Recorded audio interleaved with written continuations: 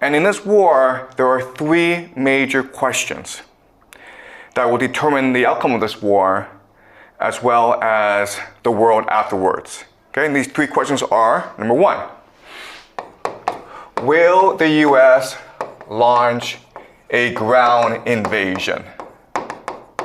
So right now, the United States and Israel are primarily focused on an air war, striking Iran from a distance. In the past, we would call this siege warfare. And as long as it remains an air war, the United States can choose to de-escalate and withdraw from the Middle East. They would lose this war, but the loss would not be catastrophic.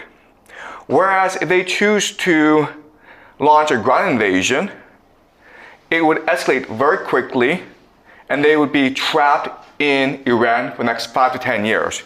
It would be a catastrophe whether or not they win or lose.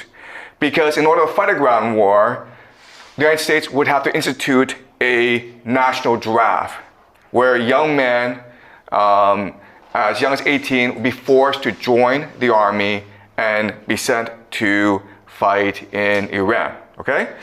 So that's the first big question for us. Will the United States send in ground troops? Remember, there's the idea of mission creep, where maybe in the beginning you're like, I'll send out 1,000 troops to do a small mission.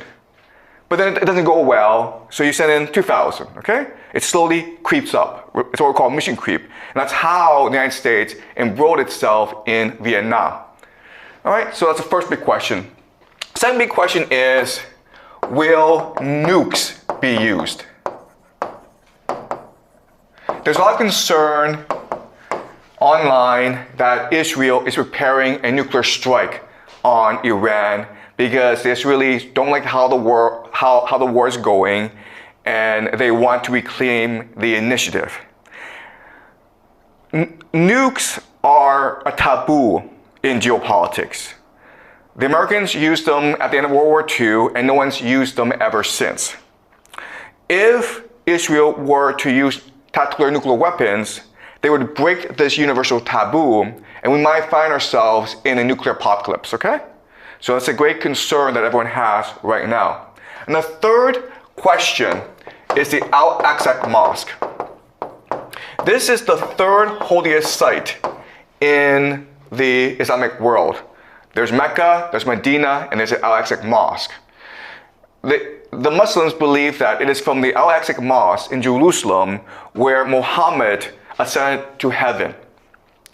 And the Jews believe that the Al-Aqsa Mosque sits on the site of their temple, which is the house of God. So religious Jews, extremists, want to destroy the Al-Aqsa Mosque to rebuild the third temple. And if the religious Jews, the extremists, destroy the Al-Aqsa Mosque, then the 2 billion Muslims in this world would be religiously obligated to go to war against Israel. Okay? So these are the three big questions that will determine how this war will determine the future of the world. Okay, so in this class, I teach you game theory to make predictions about the future. So right now, I'm gonna make 3 predictions. And then I will show you my analysis as to how I make these predictions, okay? Now, what's important to understand is that these are only my guesses based on my analysis. And whether or not they turn out to be correct will determine the validity of my analysis. I don't have inside information. I don't know more than you do, okay? I'm just working out of public knowledge and doing game theory analysis. So according to game theory, this is yes. The United States will send in ground troops. According to game theory, this is no. And number 3 is yes. Okay? So what I'm going to do is spend the next 2 classes explaining to you my game theory analysis as to how I come to these conclusions. And we can watch how world events unfold. Now I want you to understand something, which is that for my theory to be valid, for my analysis to be valid, I have to be correct on all 3. Okay? If I miss one, then all my theory is wrong. I know there's a lot of concern from around the world that nukes will be used. And I am 100% confident that nukes will not be used at this time in this war. And if I'm wrong, I apologize to the world, okay? But at the same time, we'll all be dead anyway, so it doesn't really matter, all right? Okay, all right, so let me explain my analysis, okay? So remember, today what I'm gonna do is do number 1 and number 2, explain to you why Israel will not use nuclear weapons and why there will be a ground invasion. And then next class, I'll explain number 3 to you, okay? That's a plan for this week. All right, so to understand what's going on, I need to teach you some basic geopolitical theory, okay? So in military affairs, in geopolitics, there's a concept called escalation ladder. Escalation ladder. Okay?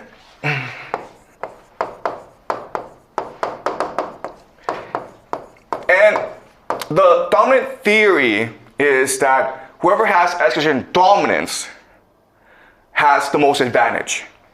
Okay, so what this means is, let's just say you and I get in a fight, okay?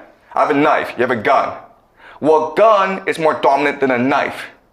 Therefore, you have a greater advantage over me, and therefore you should win, in theory, okay? And applied to this war in the Middle East, Israel and the United States have escalation dominance because they have nuclear weapons, and Iran doesn't. Therefore, the United States and Israel have a huge advantage over Iran, okay? But what I will show you today is that this theory is incorrect. It actually doesn't work that way, right? So let's start off with a very simple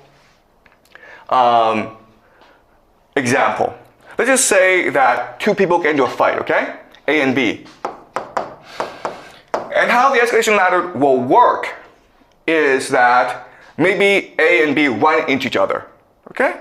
And then A says, hey man, say sorry. And then B is like, it's not my fault, you say sorry, okay? So there's a conflict, and it's usually a very small conflict. No one knows why, and no one knows who's at fault, okay? So they start cursing each other, okay? So the first step is a conflict. Second step is they start cursing each other, right?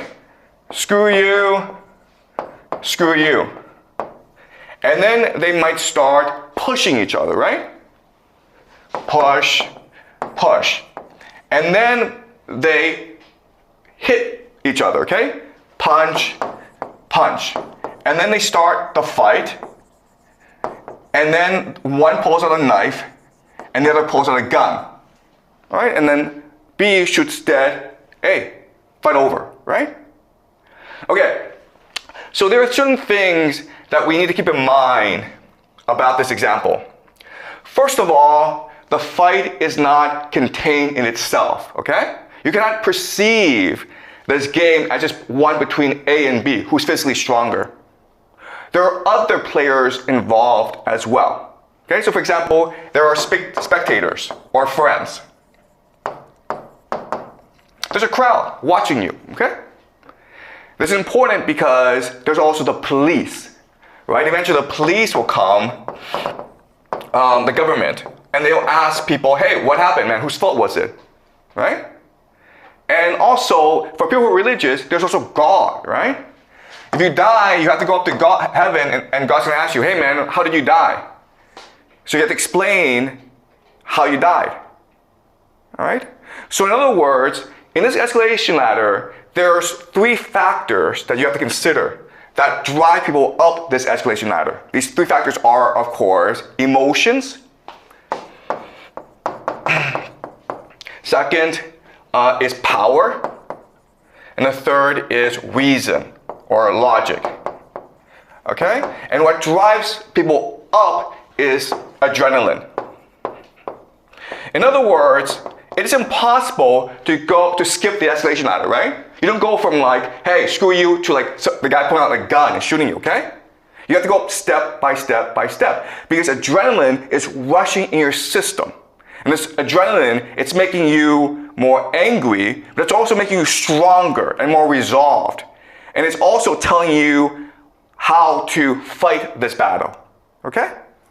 And the thing to remember about this is really important, is that it's not about how fast you climb up the escalation ladder, okay? If you get too angry and you overreact, then you are at fault, right? What you want to do is climb it up strategically, and that means you have to remain calm and controlled.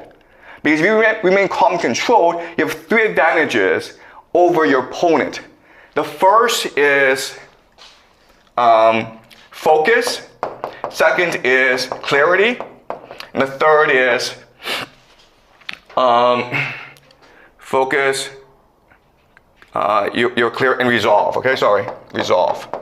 Okay? What this means is that you know what you're doing, you have a strategy, you are clear about how to achieve your strategy and your goal, and you are determined to achieve it, okay?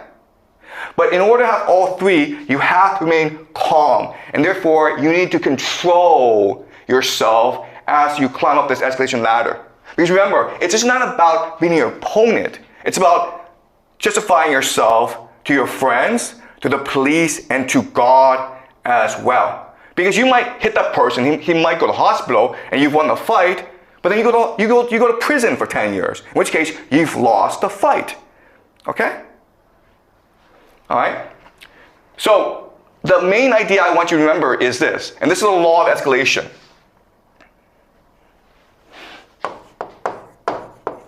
Okay, this is a very important idea in my game theory model.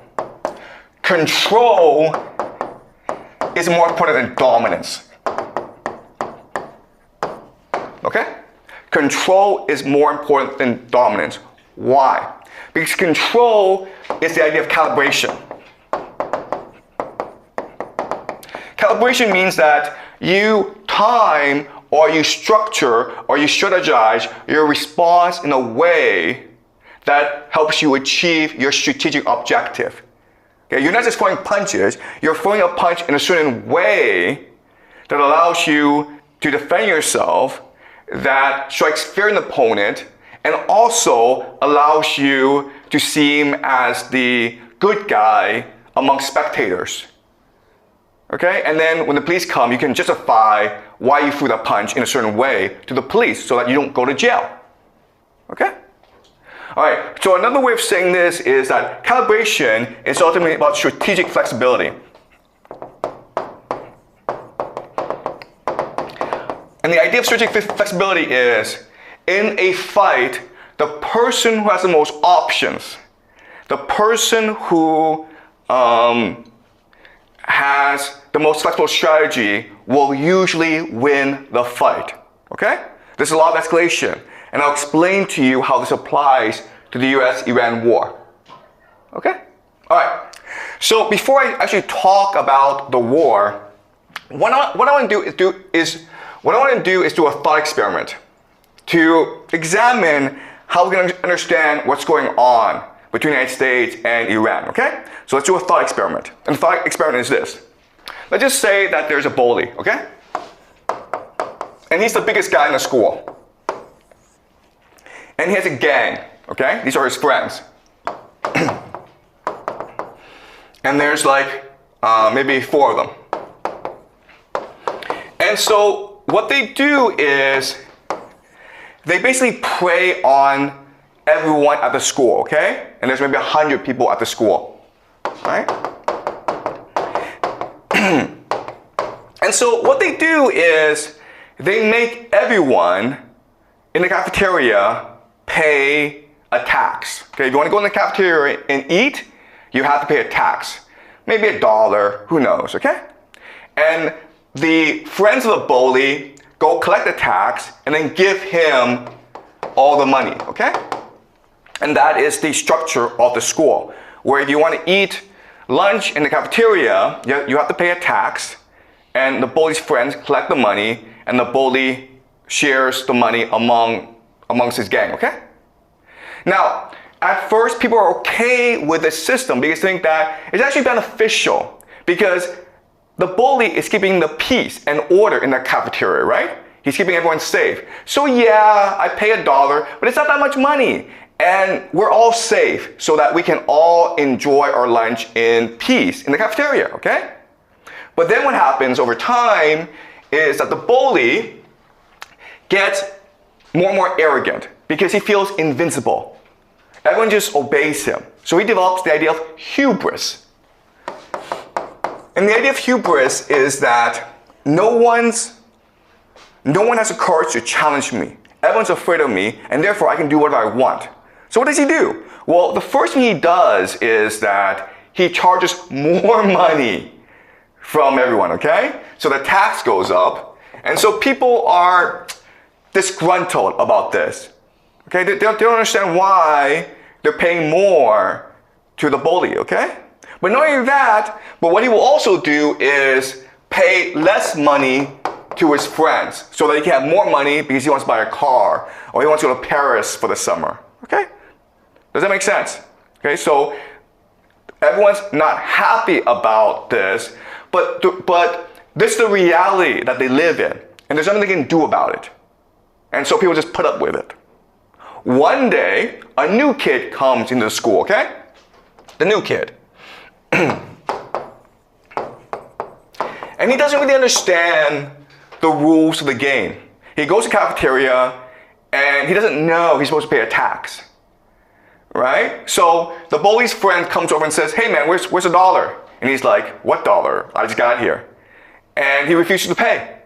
And so what they decide to do is teach him a lesson by ostracizing him, by making him sit alone by himself in the cafeteria.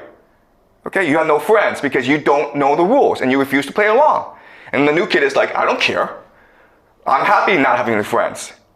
Okay?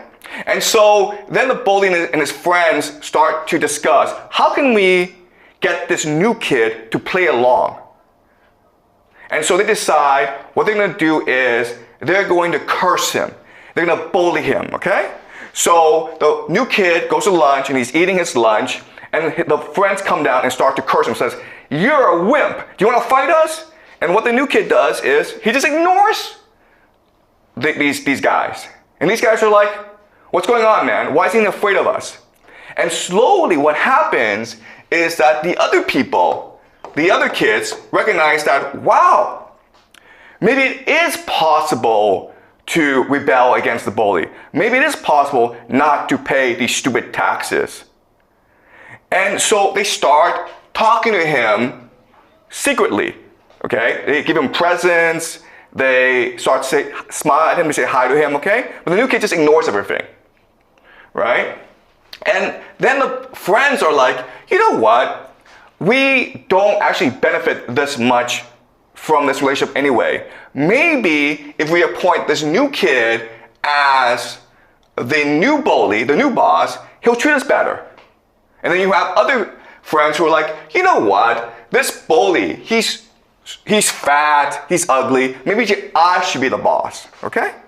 So just because a new kid comes in, doesn't know the rules, and he's willing to challenge the reality, challenge the assumptions, the values of this cafeteria, now there's dissent. Now there's rebellion going on, okay? And different people are talking to him and trying to form alliances with him. But what he does, and it's really, really interesting, is that he just ignores everyone and keeps focused, okay? And then one day, the bully's friend comes over and says, you know what, you're a wimp. And the new kid finally says, I'm not afraid of you, okay? And then this friend goes back and tells his boss, hey, this new kid said, he's not afraid of you, man. What are you gonna do about it? And the bully gets really angry and says, I'm going to go punch his face, okay? So the bully goes in front of the new kid and says, if you don't apologize, I'm going to punch you in the face. And the new kid's like, what did I do wrong? What should I apologize for?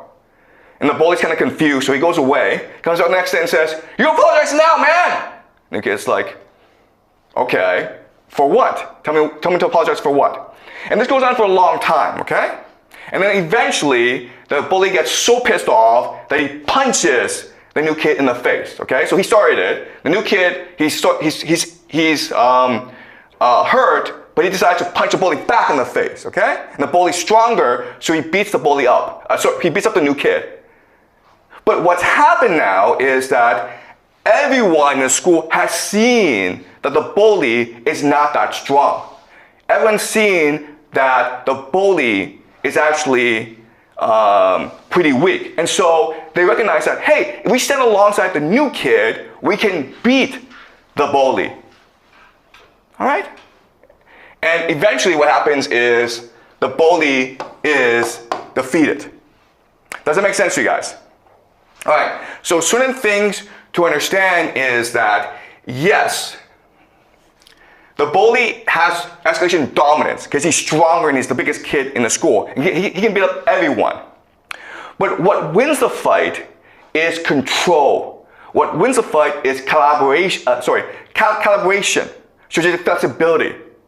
The fact that the new kid has many different options and he's picking the option that is most strategically advantageous to him. Okay? Now, and what you will notice from this example is the bully doesn't have that many options, actually, because he needs to maintain the idea of face or credibility, right?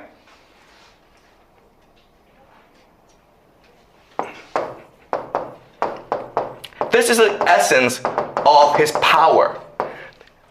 His power lies in the fact that if you do not listen to him, if you do not obey him, he will come and beat the crap out of you.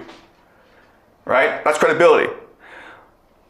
And but the moment that you show that it's actually not that big of a deal to be punched by him, he's not that strong, then he loses all credibility. Okay? Which means that he either retreats or he's forced to strike harder, to kill you. Okay? To maintain his credibility.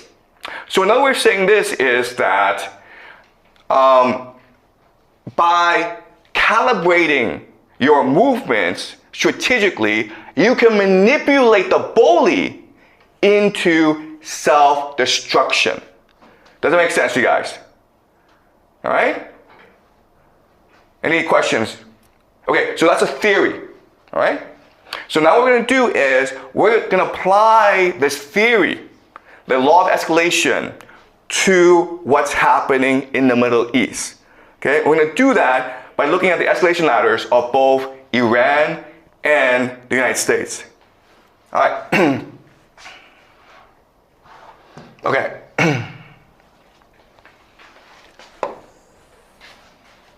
This is the US. This is Iran. Okay. So let's look at their escalation ladder. So the first thing the United States does, of course, is something called decapitation. What is decapitation? Decapitation is like, I just kill your leaders, you don't have any more leaders, and therefore you don't know what to do, and therefore you surrender, okay? That's the first thing the US did. It didn't work. So now what the United States is doing is attacking military targets, air defense, and military bases, okay? That's the second step. And the idea is that you beat the crap out of the military so they surrender. But that didn't work either, okay? So then what you do next, of course, is economic embargo, where you basically prevent Iran from trading with the world, right? Prevent Iran from selling oil to China, basically, by blockading the seas. And the idea here is that if the government doesn't have any money to pay its soldiers will just not fight, okay? But that's not working either. So then what you do, of course, is you attack civilian infrastructure, okay? Which is primarily water and oil. So you may have seen the news that the Israelis attacked an oil depot in Tehran. And now if you look at a picture of Tehran, it's all black, okay? And this is a war crime, or this goes against international law because you're attacking civilians. But that's what you do when you feel as though you need to apply more pressure to win this war, okay? And so you can keep on escalating. And then what you do is that now that you've attacked the civilians and they still refuse to surrender, what you do now is you use secret weapons. Secret weapons might be advanced missiles that no one's ever seen before, okay? And the point of these secret weapons is to scare the crap out of people and say, you see how dominant we are, okay? If that doesn't work, then what you do next is use biological and chemical weapons, okay? Biochemical weapons. Doesn't work either? Then, guys, nuclear weapons. All right? So, what's really important for us to understand is that you must follow this escalation ladder if you are to use nuclear weapons.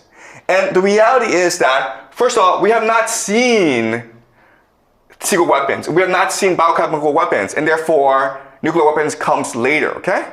Unless I see biochemical weapons being used, I refuse to believe that nuclear weapons is on the table, okay? All right, so I think we are here, which is the beginning of attacks on civilian infrastructure. But already, we're seeing arguments in the American political system against the use of weapons against civilians, okay? The reason why is that if you do this, okay, if you destroy civilian infrastructure, you unite the people behind the government. Because the idea is that you use airstrikes to split apart the government and the people, and you want the people to overthrow the government for you, okay? That's the idea here. So we are at this stage, meaning that we have a long way to go before we hit nuclear weapons, okay? All right, so now let's look at the Iranian escalation ladder. So what's happening is that in the beginning, Iran does two major things, okay? The first is attack military targets, okay? And what they're basically targeting are US radar systems and air defenses. Because once these two things go, then Iran can attack whatever it wants, okay? It's also close to Strait of Hormuz.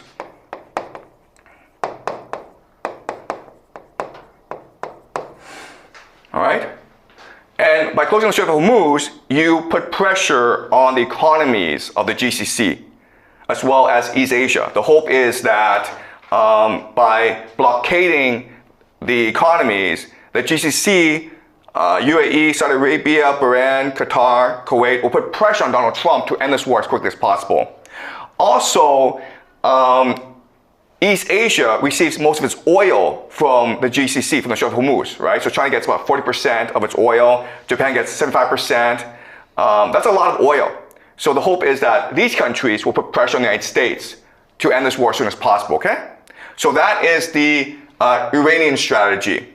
But if they're forced to go up the escalation ladder, what will happen is this. If you attack their economy, they will attack your economy as well, okay?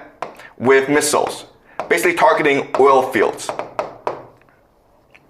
If you attack their civilian infrastructure, they will attack your civilian infrastructure as well. And what is the main weakness in these GCC countries? Desalination plants, okay? Desalination plants. And that's it, okay? That's the extent of the Iranian escalation ladder. Because it doesn't have nuclear weapons. It doesn't have biochemical weapons. Okay? It doesn't have intercontinental missiles that it can target the United States with. So, as you can see, the US and Israel have escalation dominance because they can go way up higher in the escalation ladder than Iran. But that's the wrong way to understand this, okay? Because if you look at their strategies, Iran has much more flexibility, much more calibration than the United States, okay? When the United States attacks you, it's pretty blunt. But look, if I close off the Strait of Hormuz, I can be strategic in how I close the Strait of Hormuz. For example, if you're a Chinese ship, I'll let you pass. For example, if you are a GCC nation and you want to bribe me, if you want to pay me a tax, I'll let you pass as well. If you're a GCC nation and you're like, you know what, forget the United States, I want to be a friend of Iran, I'll let you pass as well. You understand? So by closing all the Strait of Hormuz, it creates a calibration strategy. It allows Iran to selectively and strategically apply pressure to the friends of the United States so that they become the friends of Iran, okay? Same thing with these drone strikes against oil fields and military targets, right? If you attack me, I attack you with drones. But if you don't attack me, then I don't attack you.